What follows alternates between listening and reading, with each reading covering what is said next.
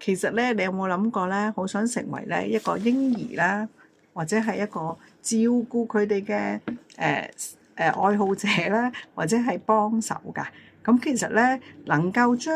有壓力嘅 BB 帶到嚟個世界，然後就面對咗呢啲咁嘅挑戰咧，BB 又唔識講喎，又唔明白我哋嘅社會語言咧，其實咧對於佢嚟講都係一個好大嘅壓力嚟㗎。所以咧，你聽唔明佢自己話俾你聽係啲乜嘢咧，咁你又唔知佢想做咩咧，你自己就會好掹陣㗎啦。有冇聽過一啲叫做 Angel Baby 啊？即係話咧，佢真係天使 BB 嚟嘅喎。佢咧冇耐咧就會識得對住你笑啦，或者咧就同你傾偈咁樣嘅。咁你哋會覺得假嘅，點會識笑啦？就算以前嘅醫生都講佢哋未識嘅，但係當你揾到一刻佢係好滿足啦，亦都覺得好安全啦，或者係食飽拉嗰陣時候咧，其實咧佢都會對住我哋輕輕咁微笑㗎。只要你捉住咗呢個時間，你知道佢笑咧，你就同佢講多謝你啊 BB。其實我哋嘅 BB 咧，除咗會即係我哋需要多謝佢嚟到我哋身邊嘅話咧，都要好多嘅愛俾佢啦，同埋咧係不停咁同佢講，